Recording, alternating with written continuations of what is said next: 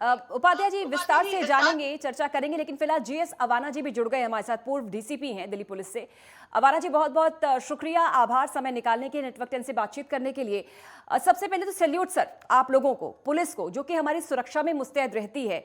लेकिन अवाना जी पिछले काफी समय से जो तस्वीरें हम देख रहे हैं, पुलिस पर ही हमला करते हैं लोग, चाहे वो अपराधी प्रवृत्ति के लोग हों या कई बार कई टीमों पर हमने हमला होते हुए देखा है, सामान्य लोग हमला कर देते हैं। इसके पीछे की वजह हम जानना चाहेंगे, क्योंकि ये बड़ा दुर्भाग्यपूर्ण है। ये जो दिल्ली में पुलिसिंग है, एक अलग ही किस्म की है। यहाँ पे लोग जरूरत से ज्यादा पुलिस को उन कामों में इंगेज रखते हैं जो नॉन पुलिसिंग काम हैं, जिनमें होना नहीं चाहिए। एक घटना हो गई, चारों तरफ उसको बंद करो, इसको बंद करो, तो पुलिस बजाय इन्वेस्टिगेशन के उन कामों में लग जाती है और अपनी अपनी थ्योरी देते रहते हैं, अपनी अपनी बात करते रहते हैं। और यहाँ पे हर एक को हर घंटे में उसका अपडेट चाहिए, तफ्तीश चाहे कुछ भी हो। ये सभी लोग जानते हैं कि इन्वेस्टिगेशन के लिए जरूरी है कि सारी बातें ना बताई जाएं, जब तक कि उसका पूरी तफ्तीश होने के बाद चालान कोर्ट में ना चला जाए। और इनको हर वक्त चाहिए और अपनी बातें करते रहते हैं। उसमें मैं आपको दो तीन चीजें बताऊंगा। एक तो ये कि दिल्ली पुलिस में मैन पावर की बड़ी कमी है। पिछले 4-5 साल से एक प्रपोजल पड़ा हुआ है मैन पावर का। आज अगर थानों में इफेक्टिव पुलिसिंग देखें तो वो 30 से 35 हजार के बीच है, उससे ज्यादा लोग नहीं है। और बाकी क्योंकि दिल्ली की राजधानी है और वीआईपी और दूसरी जो चीजें हैं उसमें पुलिस होती है, कमिश्नरेट है, जो डिस्ट्रिक्ट के फंक्शन है, रेवेन्यू फंक्शंस हैं, वो भी ज्यादातर पुलिस को ही करने पड़ रहे हैं, जो डीएम के होते हैं। और एक आदमी यहाँ पे 12 से 14 घंटे नौकरी करता है। तो जो प्रपोजल पड़ा हुआ है उसको क्लियर करें, इसको वीकली ऑफ दें, और कम से कम अगर कोई विशेष परिस्थिति है तो उसमें 10, 12 या 24 घंटे भी काम करेगा आदमी, पर रूटीन में तो कम से कम उसे 8 घंटे दें। और इतने ये जो लोग पीछे पड़ जाते हैं, सारे के सारे लोग, जिनको कुछ भी हो, जरा सा भी हो तो दिल्ली में वो खड़े हो जाते हैं और पुलिस को इंगेज कर देते हैं डेमोन्स्ट्रेशन में, उसके जो है धरना प्रदर्शन में, और कोर्ट में पहुंच जाएंगे, सुप्रीम कोर्ट में रिट डालेंगे, कहीं कुछ करेंगे। तो पुलिस क्या करे? अब ये हमारा जो एक एएसआई गया, बड़े दुर्भाग्य की बात है, वो बेचारा अकेला लड़ता रहा। और अगर आप वीडियो देखें तो वो चाकू मार रहा है, वो उसको निपट रहा है और कोई भी उसकी मदद के लिए आया नहीं। और जबकि वहां पे 50 लोग खड़े, अगर एक आदमी भी सहयोग करता तो हम अपना एक बहादुर जवान ना खो पाते। बिल्कुल बिल्कुल तो, अवाना जी।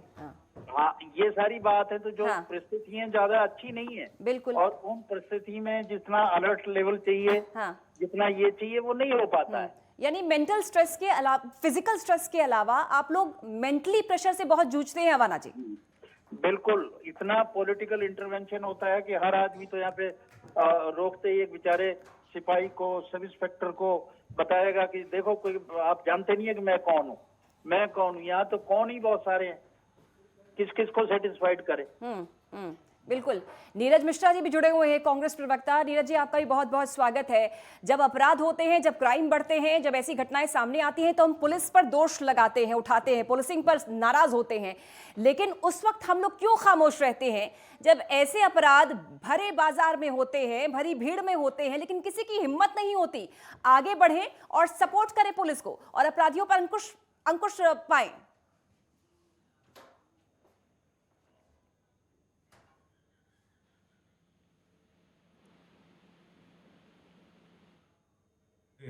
उसको सराहना भी चाहिए और उसको अप्रिशिएट करना चाहिए। लेकिन जिस तरीके से अवाना जी ने सारी बातों को समावेशी तरीके से रखा है, वो सच्चाई है। दिल्ली की पुलिस आज सच में फिजिकल से ज्यादा मेंटल स्ट्रेस में काम करती है। लेकिन एक बात हमें और समझनी होगी कि क्योंकि मोस्ट ऑफ द पुलिसमैन, 90% से ज्यादा जो पुलिस अधिकारी हैं वो बहुत अच्छे तरीके से काम करते हैं, लेकिन इनके महकमे में 10% ऐसे भी अधिकारी हैं जो लोगों को प्रताड़ित करते हैं, और उसने एक इमेज ऐसी बना दी है कि आप पुलिस से किसी तरीके की ना दोस्ती रखिए ना दुश्मनी रखिए, आप लेकिन एक दूरी लेकिन से ऐसी उनसे भी मिलिए। दुश्मनी क्या नीरज जी, ऐसी भी नहीं दुश्मनी पूजा जी, किया सुनिए ना, कि पूजा जी सुनिए अपराधी ना, सरेआम चाकू मार रहा है एक पुलिसकर्मी को बहुत ही गलत और है, भीड़ जुटी हुई है। बहुत ही गलत है नीरज जी, पूजा भीड़ जी, जुटी हुई बहुत है, ही लेकिन गलत किसी की है हिम्मत नहीं कि रोके उस अपराधी को। पूजा जी। यही तो मैं कह रहा हूं कि ये बहुत गलत है, निंदनीय है, और इसके ऊपर स्ट्रिक्टेस्ट एक्शन होना चाहिए। दिल्ली पुलिस को अपने कंफर्ट जोन से बाहर निकल के उस अपराधी को ऐसी हार्डकोर सजा दिलानी चाहिए जिसके ऊपर एक मियाद तय हो जाए कि आप अगर ऐसी गलती करेंगे तो आपको बख्शा नहीं जाएगा। लेकिन मैं फिर आपको एक बात कह रहा हूं, दिल्ली पुलिस को और देश की पुलिस को एक ह्यूमन अप्रोच की भी जरूरत है। हर आदमी को आप एक ही लाठी से नहीं हाँक सकते। दिल्ली पुलिस ने भी कई गलतियां की होंगी, अरे नीरज लेकिन जी, आज जो मैं हो जिस रहा है। घटना का जिक्र कर रही हूँ नीरज जी, बात तो सुन लीजिए सर। एएसआई पर जी एक अपराधी चाकू से जानलेवा हमला करता है भरी भीड़ में। सर, समाज की इंसानियत कहां गई थी? किसी ने रोकने की कोशिश क्यों नहीं की? पूजा जी, मैं आपको यही तो कह रहा हूं कि वो जो ऐसे 10% अधिकारी हैं जिन लोगों ने दिल्ली पुलिस की इमेज को खराब किया, जिसकी वजह से अगर कोई बाहर नहीं निकल के आ रहा, तो दिल्ली पुलिस को अपने कामकाज के तरीके में भी तो चेंज लाना होगा। ठीक। आज आपको एक मिसाल आपको सेट करनी होगी। जिस अधिकारी के साथ ऐसा हुआ और जिसने किया, आप स्ट्रिक्टेस्ट एक्शन लीजिए, ठीक। लेकिन पुलिस को भी अपने अंदर एक ह्यूमन टच लाके समाज के साथ वो कनेक्टिविटी दोबारा बनानी होगी ठीक। जो कहीं ना कहीं टूटती जा रही है। ठीक। उपाध्याय जी, अवाना जी को भी आपने सुना और नीरज मिश्रा जी को भी आप सुन रहे होंगे। अवाना जी कह रहे हैं कि भाई प्रेशर बहुत है, फिजिकली तो है ही, मेंटल प्रेशर से हम गुजरते हैं। दूसरी बात है, वर्कफोर्स बहुत कम है, जो भर्तियां हैं वो कम है, बहुत खाली पद हैं। नीरज मिश्रा जी कह रहे हैं चूंकि अधिकतर पुलिस कर्मियों ने ऐसी छवि खराब कर दी है कि अगर उन पर हमला भी अधिकतर होता नहीं, है पुलिस पर तो कुछ समाज आगे कुछ नहीं लोगों आता ने। उनको रोकने के लिए। उपाध्याय जी, आपकी नजर से समीक्षा।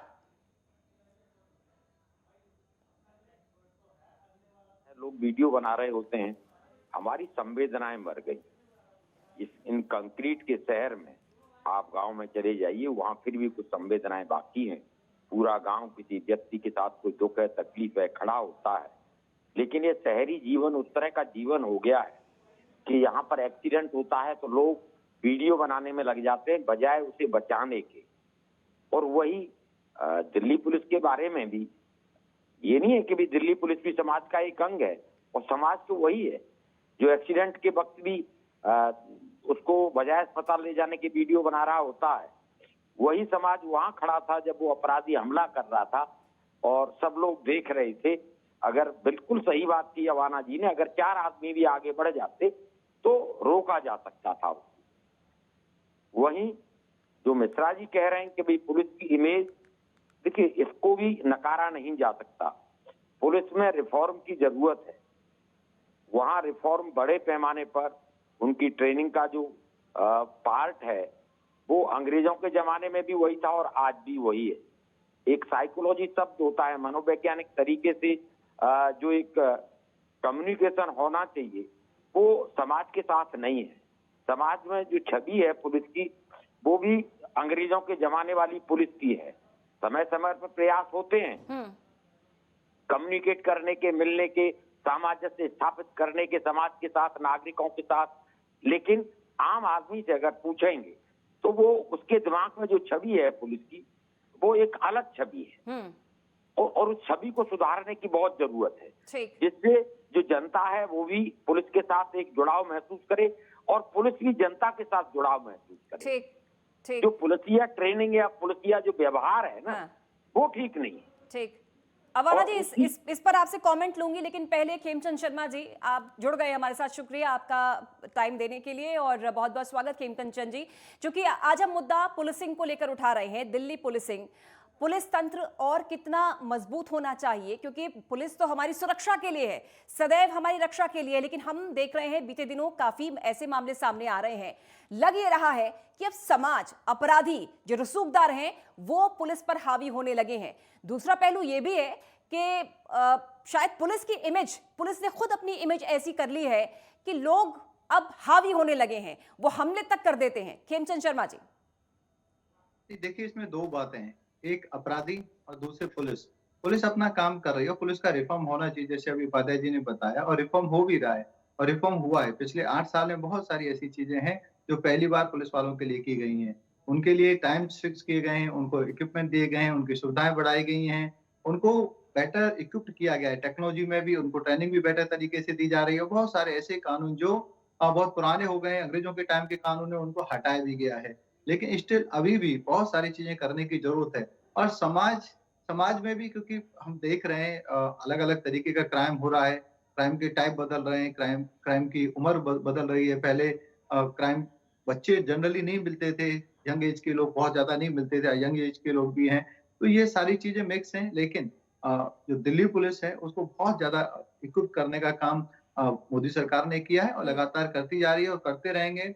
और मैं ऐसा मानता हूँ कि जो क्रिमिनल पुलिस पे भी अटैक करते हैं, इसका मतलब सिस्टम पे अटैक करते हैं, ऐसे लोगों को बहुत सख्ती से निपटना चाहिए। जो भी सख्त से सख्त कानून है, सख्त से सख्त धारा है, उनके तहत उन पे कार्रवाई होनी चाहिए, ताकि, क्योंकि पुलिस का मतलब ऐसा नहीं, कोई व्यक्ति नहीं, पुलिस का मतलब सिस्टम है। अगर सिस्टम पे वो अटैक करेंगे तो इससे बिल्कुल। दूसरे लोगों में भी भय व्याप्त होती है कि जब पुलिस सुरक्षित नहीं है तो हम कैसे सुरक्षित होंगे। तो ऐसे लोगों पे सख्त से सख्त कार्रवाई होनी चाहिए। हुई भी है मायापुरी में, जिस तरीके से एक हमारे एसआई को चाकू मार के घायल किया और उसके बाद उनकी मौत हो गई, उसपे सख्त से सख्त कार्रवाई हो रही है। दिल्ली पुलिस ने उसको पकड़ा है, उसके ऊपर जितनी भी सख्त धाराएं उनके अंतर्गत कार्रवाई हो रही है।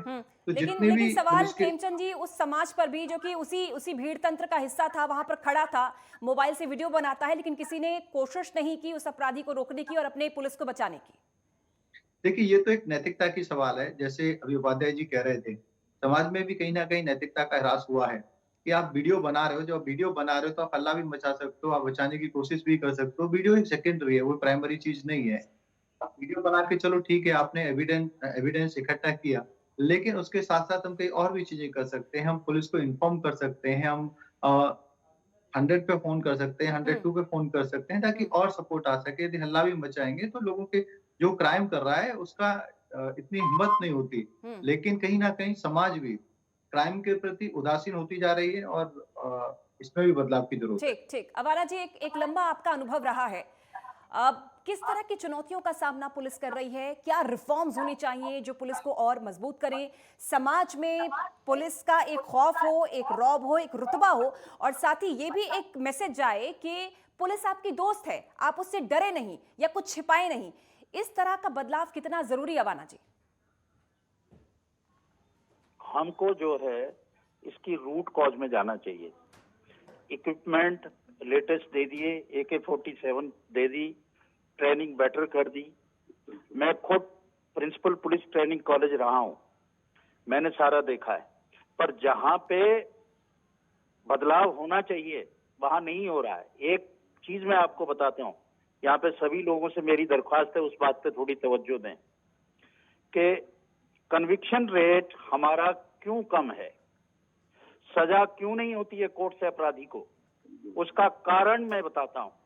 उसका कारण है सेक्शन 25 इंडियन एविडेंस एक्ट और सेक्शन 27 इंडियन एविडेंस एक्ट, जिसमें पुलिस की गवाही तो मानी नहीं जाती और पब्लिक का कोई भी व्यक्ति आके गवाही देता नहीं है, क्योंकि कोर्ट में 4 बार बुलाएगा, 6 बार बुलाएगा, वो नहीं जाएगा। और आज जो इस हमारे एक बहादुर ASI की मौत हुई है, इसके लिए एक पब्लिक विटनेस नहीं मिलेगा। वहां पे 150 आदमी वहां खड़े थे। सजा कैसे होगी? पुलिस पीटेगी नहीं, पुलिस को कोई अधिकार नहीं है किसी को गाली देने का, किसी को चाटा मारने का, और कोर्ट में सजा कैसे होगी? और जब सजा नहीं होगी अपराधियों को, तो उनका जो खौफ है वो तो बना रहेगा। आम जनता जो है उसके ऊपर वो चढ़े रहेंगे। उनको, जिनको सजा होगी, जब ही तो उसका इकबाल कायम होगा। पुलिस केवल पकड़ के जो है और कोर्ट में पेश कर देती है। सजा कितने लोगों को होती है? 2%, 2.5% टोटल, और वो भी ऊपर जाके छोड़ जाते हैं। पॉइंट में कुछ होती है सजा। इसके ऊपर विचार करने की जरूरत है। ये कपड़े आप नीले, पीले, हरे रंग पहना दो पुलिस को, इससे इसका सुधार नहीं होगा। सुधार होगा इसकी जड़ में सुधार करने की। आप कानून बदलें। 1861 का कानून है, उसको लिए बैठे हैं अभी तक भी। उसमें कोई चेंज करने की जरूरत नहीं है कि इसमें हमारे पार्लियामेंट्रियन बैठे हुए हैं। उपाध्याय जी, सीधे सीधे नाराजगी कानून से अवाना जी की। पुलिस के व्यवहार में भी बदलाव करने की जरूरत है। बहुत सारे रिफॉर्म की, कई स्टेज पर रिफॉर्म की जरूरत है। इक्विपमेंट से नहीं ये सब चीजें सुधर सकती। न समाज की मानसिकता बदली जा सकती है इक्विपमेंट से, और न पुलिस की मानसिकता बदली जा सकती है। आप देखेंगे आम आदमी के साथ जो व्यवहार पुलिस करती है, अवाना जी ने भी देखा होगा, उसे जस्टिफाई नहीं किया जा सकता। एक जो वीआईपी है उसको वो वीआईपी ट्रीटमेंट देती है, नेता है उसको अलग ट्रीटमेंट देती है, और वही जो आम आदमी समाज का जो अंतिम व्यक्ति है उसके साथ जो व्यवहार होता है वो व्यवहार जायज नहीं ठहराया जा सकता। आप कह रहे हैं कि पुलिस थप्पड़ नहीं मारती, पुलिस पीट नहीं सकती। पुलिस तो अननेसेसरी बात करने से पहले थप्पड़ मार देती है एक गरीब आदमी को, तो एक जो सड़क पे मजदूर है उसको। और दूसरा जो एक